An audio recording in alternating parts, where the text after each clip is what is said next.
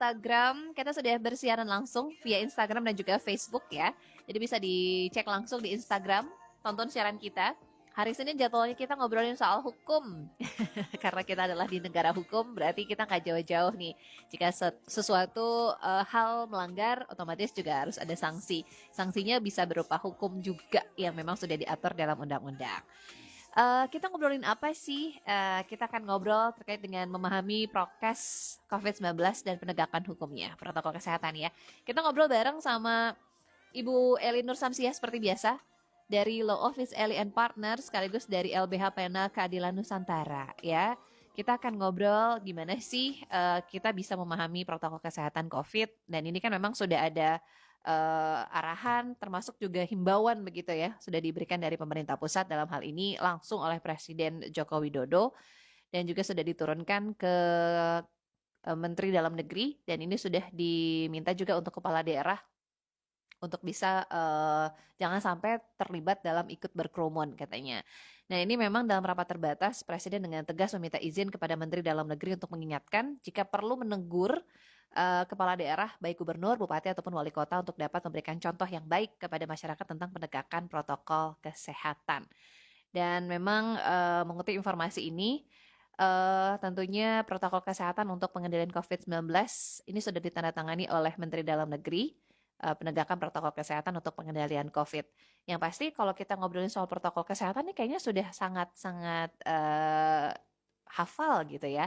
Ada istilahnya itu 4M. Menggunakan masker, mencuci tangan dengan benar, menjaga jarak, dan juga mencegah kerumunan yang melanggar protokol tersebut. Nah, ini kayaknya Bu Eli sudah mulai menonton siaran kita. Kita coba akan, untuk yang mau tanya-tanya boleh ikut ditulis di kolom komentar. Ini seperti apa sih cara penegakan hukumnya? Kemarin kan sanksinya itu baru, wah ini kayaknya udah nyambung nih. Assalamualaikum, selamat pagi Bu Eli. Waalaikumsalam warahmatullahi wabarakatuh. Bajunya Sama para cocok pencinta banget nih. podcast. Sehat Bu? Alhamdulillah sehat, Mbak Ratu. Alhamdulillah Apa kabar hari sehat. ini? Alhamdulillah sehat. Udah sarapan dong? Sudah dong. Gimana Mbak Ratu Sudah. dan teman-teman? Welcome ya, Kebetulan kita belum sehat ya. dan sudah sarapan. Amin, amin. Ini kayak suara kita agak sedikit delay. Mudah-mudahan tidak mengganggu obrolan kita pagi hari ini ya Bu Eli ya. Agak sedikit delay beberapa detik gitu. Ya, kita ngobrolin Oh, temanya ini berkaitan dengan bagaimana masyarakat memahami terkait dengan protokol kesehatan dan juga penegakan hukumnya. Nah, ini masih banyak di antara masyarakat yang sebetulnya waktu awal-awal COVID ya, sekitar Maret sampai Mei itu kan kayaknya masker aja susah banget dicari. Itu berarti kan masyarakat segitu paniknya begitu ya untuk bisa menghindari terpapar virus corona. Tapi makin ke sini kayaknya udah mulai longgar lagi nih Bu penerapan prokesnya. Termasuk juga di antaranya yang kemarin sedang heboh nih terkait dengan kerumunan. Ini juga kan melanggar protokol kesehatan. Ini diatur dalam seperti apa sih untuk penegakan hukumnya Bu Eli, boleh dijelaskan terlebih dahulu? boleh. Jadi ini juga saya yang memang agak sedikit rancu ya antara Mm-mm. aturan-aturan hukumnya seperti yang kemarin kerumunan tentang di Jakarta itu ya yang denda 50 Ya. juta sebagainya. Mm-mm. Undang-Undang Kesehatan Nomor 6 Tahun 2018 tentang karantina kesehatan telah disahkan itu kan 2018 ya. Sementara Mm-mm. kita COVID ini 19. Jadi artinya ketika diundangkan itu, ketika mulai diterapkan atau mulai disahkan ini kan pemerintah sebetulnya belum tahu akan ada gejala wabah COVID-19 ini ya. Jadi masih Mm-mm. meraba-raba. Saya juga baca beberapa acuan-acuannya, memang di situ ada ketidakjelasan ya, dari mulai undang-undang kesehatan dengan COVID yang aturan sekarang ini kan tidak tersebut jelas sanksinya apa, Mm-mm. efek pidananya bagaimana. Nah itu yang belum saya baca. Jadi juga nggak Mm. ada misalnya orang atau warga negara tidak memakai masker atau berkerumun terus langsung dipidana penjara sekian, itu juga di undang-undang kesehatan karantina kesehatannya tidak diatur secara jelas. Jadi masih Mm. artinya masih atau ngambang gitu. Ini Mm-mm. kalau Mm-mm. kita ngobrolin Ya. Ini ngobrolinnya Hmm. dari sisi bukan dari segi kesehatannya. Tapi kalau untuk segi Mm-mm, kesehatan, mm-mm. terhadap kebijakan pemerintah tentang social distancing, memakai masker, itu saya mendukung. Tapi kalau dari kajian undang-undangnya, saya tidak melihat kejelasan. Sebetulnya Hmm. apa sih sanksinya, apa dendanya secara jelas di Undang-Undang Kesehatan. Karena Hmm. Undang-Undang Kesehatan itu disahkan jauh sebelum COVID ini terjadi. Begitu Mbak Ratri. Hmm. Beda halnya mungkin dengan turunan dari peraturan daerah yang mungkin dibuat dari masing-masing kepala daerah. Nah, ini kalau dilihat atau merujuk dari Perda, ini yang sedang dibahas begitu mungkin dari masing-masing provinsi membuat Perda dan juga kabupaten kota membuat Perda. Ini juga mungkin bisa jadi landasan hukum nggak sih Bu untuk menerapkan denda ataupun sanksi bagi pelanggar protokol kesehatan? Nah, jadi begini, di dalam undang-undang ya atau ilmu hukum tata negara, undang-undang itu adalah dasar hukum tertinggi, ya. Hmm. Aturan tertingginya ya di undang-undang. Ketika di undang-undang tidak ada, lantas dibuatkan pergub, dibuatkan peraturan bupati dan lain sebagainya, itu efeknya apa coba yang saya mau tanyakan kepada teman-teman para pecinta Serangga FM. Itu nggak Hmm. ada. Jadi nggak ada pemerintah bisa menetapkan nih dendanya, gunakan Satpol PP Hmm. langsung tangkap, nggak ada juga. Itu di undang-undang tidak ada kejelasan. Hmm. Kejelasan, maka akan mengakibatkan kegaduhan terhadap masyarakat. Jadi yang memang perlu dilakukan itu untuk sekarang pemerintah seharusnya ketika membuat undang-undang ini dilibatkan juga suara-suara di bawah ini sampai ke DPR misalnya dari Hmm. kesehatan dari apanya dan itu kan belum. Yang Hmm. saya lihat Hmm. memang Hmm. aturan tahu-tahu muncul aturannya, tahu-tahu rame aturannya. Tapi kan prosesnya bagaimana masyarakat ini bisa didengar suaranya gitu Hmm. untuk Baik. semua ya. Bu Eli, bagaimana kalau alasannya membuat efek jera? Jadi kalau misalnya ada sanksi terberat, misalnya sanksi administrasi ataupun sanksi pidana misalkan ya, ini untuk menimbulkan efek jera agar masyarakat juga patuh terkait dengan peraturan yang sudah dibuat, otomatis juga untuk memutus mata rantai pandemi COVID. Gimana nih Bu kalau untuk misalnya membuat efek jera? Jadi saya lebih setuju pemerintah ini menggalakkan sosialisasi secara masif ya, Mm-mm. bersama menggerakkan seluruh lini, artinya ini kesehatan itu COVID itu akan kembali ke diri sendiri. Mm-mm. Dipatuhinya lebih ke kita sosialisasikan. Tapi untuk efek Mm. dendanya menurut saya ada kalau secara undang-undangnya. Tapi kalau untuk Mm-mm. aturannya atau dan lain sebagainya untuk kesehatan kita, saya setuju. Tapi lebih ke Mm-mm. Mm-mm. lakukan sosialisasi secara masif bersama-sama. Karena ini adalah bukan hanya tanggung jawab pemerintah, dan itu harus dimulai dari kita pun sebagai masyarakat. Karena kita nggak tahu Mm-mm. COVID ini kapan, Mm-mm. sampai ada apakah. Tapi sementara kita secara ekonomi sudah mulai terpuruk ya. Pengusaha kehilangan secara materi untuk ekspor sulit, untuk berjualan sulit, dan pekerja menerima efek dari musibah bencana wabah ini. Gitu. Hmm. Kita Baik.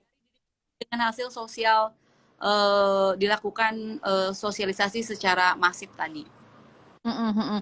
Bu, kalau kita tadi Ibu menyebutkan bahwa di undang-undang terkait dengan karantina begitu ya di tahun 2018 kalau tidak salah, itu Ya, di situ disebut disebut seperti apa sih Bu sanksi yang memang diberikan jika ada masyarakat yang melanggar begitu di dalam undang-undang tersebut. Itu ada sanksi tidak menyebutkan di dalam situ?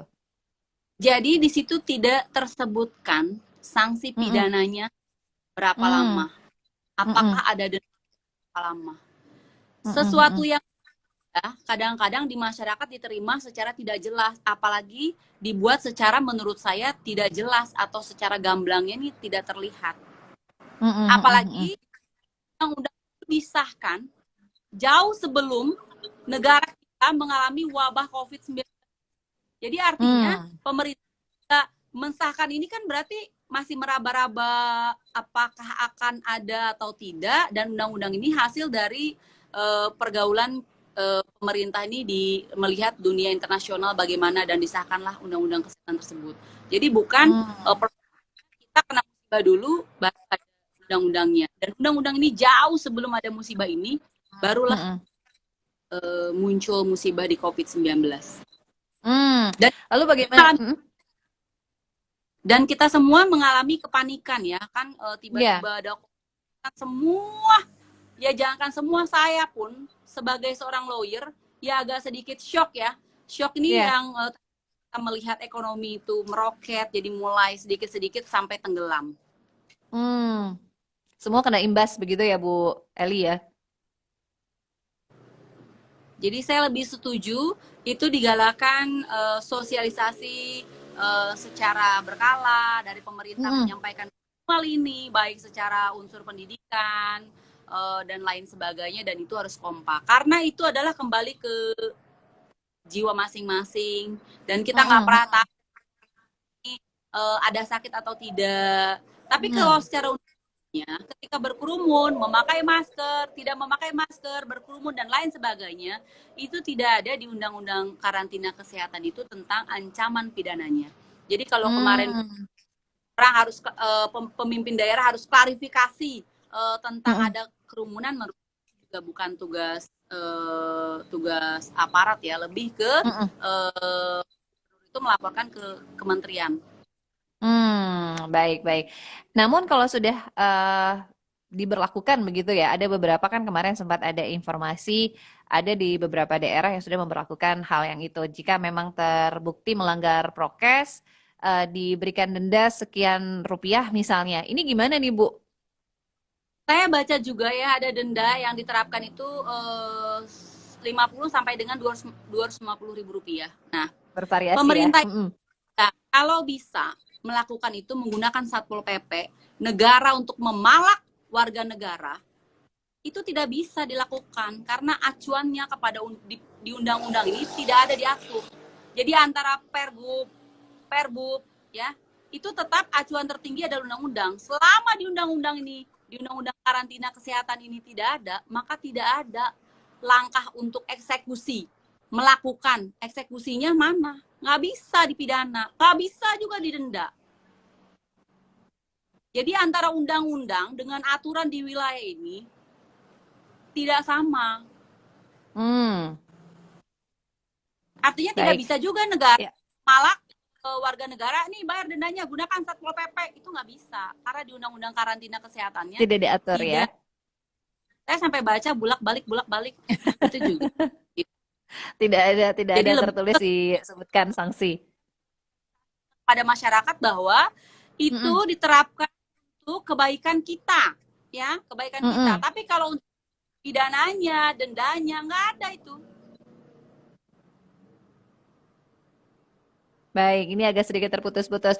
Tapi bukan berarti setelah tadi disebutkan ini tidak ada bentuk tertulis mengenai sanksi administrasi ataupun pidana. Bukan berarti masyarakat akhirnya nggak ada kok di undang-undangnya harus bayar sekian atau dipidana. Jadi saya boleh aja nggak pakai masker. Bukan berarti seperti itu ya Bu Eli ya? Jadi tegurannya bisa dilakukan secara tertulis setelah sosialisasi bagaimana efek hukumnya orang ini di penjara tuh nggak ada maksudnya Mbak Ratu.